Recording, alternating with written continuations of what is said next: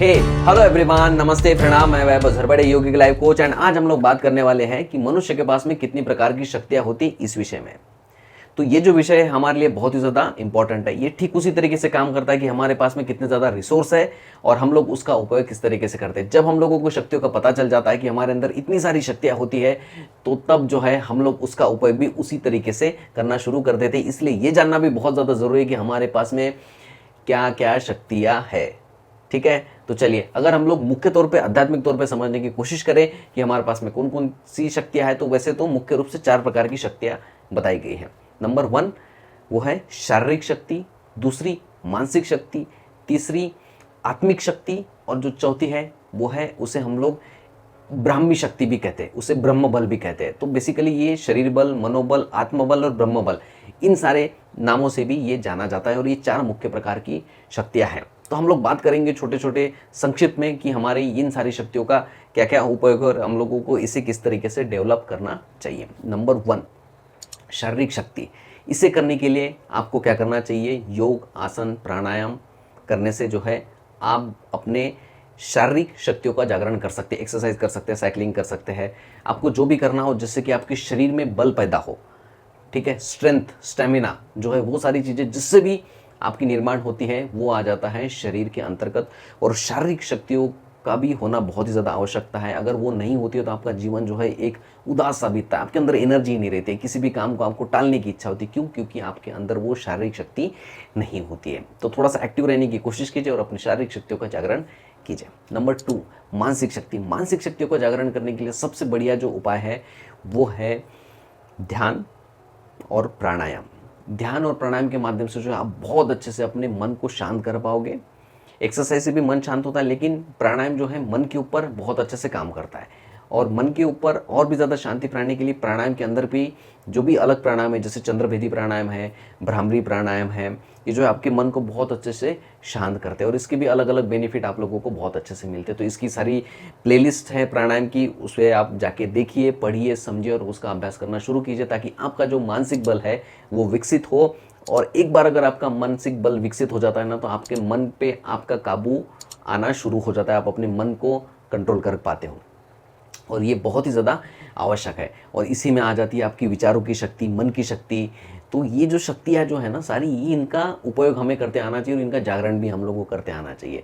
तो इसके पहले भी जो वीडियो बनाई है, आध्यात्मिक शक्तियों का जागरण कैसे करें, दिव्य शक्तियों का जागरण कैसे करें, उन वीडियोज़ को आप ज़रूर देखिए और धीरे धीरे जो है वैसा करने की कोशिश कीजिए, ताकि आप जो है अपनी मानसिक शक्तियों का उपयोग और उनका जागरण कर सको और अपने जीवन को आगे बढ़ा पाओ। नंबर 3 आत्मिक शक्ति, यानी कि आत्मबल। आत्मबल किन सारी चीज़ों से बढ़ता है?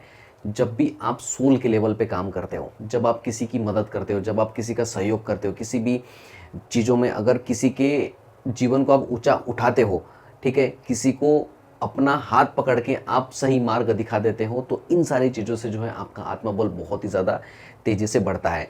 और आत्मा की जो भूख होती है वो क्या होती है? वो यही होती है कि आप लोगों की सेवा करो, आप साधना करो। साधना में जो है आप कौन सी साधना? स्पिरिचुअल सारी जितनी भी साधना होती है वो साधना करो। उससे क्या होता है कि आपका जो ऑरा है वो पूरी तरीके से क्लीन होता है और उसी से जो है आत्मा की भूख मिट जाती है और फिर जो है हम लोगों को वो सारी शक्तियाँ मिल जाती है, जिसे हम लोग आत्मिक शक्ति कहते हैं, जिसे हम लोग प्राण भी कहते हैं। तो जब सबसे ज़्यादा जब आत्मबल हमारा बढ़ जाता है तो कॉन्फिडेंस भी हमारा बढ़ जाता है। और यहीं से कॉन्फिडेंस शब्द भी निकल के आ गया है ना।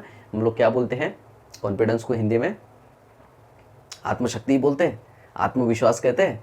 तो अपने सोल पे विश्वास रखना, अपने भगवान के अस्तित्व पर विश्वास रखना, यही है आत्मिक बल। और जब आप इन प्रकृति पर, भगवान की बनाई हर एक चीज़ पर विश्वास करते हैं, तो उससे भी आपका जो है आत्मबल बढ़ता है और हमें इसे कंटिन्यूसली बढ़ाते रहना चाहिए। तो इस तरीके से जब आप करोगे तब जो है आत्मिक शक्तियों जो है वो जागरण हो जाएगी और फिर जो है आपका आत्मबल भी बढ़ने लगेगा। और चौथा और मोस्ट इम्पॉर्टेंट जो है वो है ब्रह्म बल, यानी कि ब्राह्मी बल भी कई लोग इसे कहते हैं। लेकिन ब्रह्म बल आपको तभी प्राप्त होता है जब आप इन सारे संसार की चीज़ों से बाहर निकल आते हो और आपका जो ध्यान, मन, जीवन पूरी तरीके से जो है आप एक समर्पण भाव से जो है प्रकृति को दे देते हैं, ईश्वर को समर्पित कर देते हैं। और इस समर्पण की जो प्रक्रिया होती है उसकी जो एकदम एंड की जो लेवल होती है, जिसे हम लोग विलय कहते हैं, विसर्जन विलय कहते हैं, तो वो जो चीज़ें होती है उसमें जब आप आ जाते हो उस कैटेगरी में, तब जो है आपके ब्रह्म बल का जागरण होना शुरू हो जाता है। क्योंकि तब ये होता है कि कोई रोग, कोई दोष, कोई ऐसे बुरे विचार आपके मन में नहीं होते और आपका जो प्योरेस्ट जो फॉर्म है, वो आपका जो नेक्स्ट वर्जन है प्योरेस्ट फॉर्म वाला, वो बनकर आ जाता है। और जब ये आ जाता है तब जो है आप एक ब्रह्म बल को महसूस कर पाते हो। ऐसा हमारे उपनिषद में, वेदों में, इन सारी चीज़ों में लिखा है। ठीक है, तो ये थे टोटल 4 प्रकार के बल।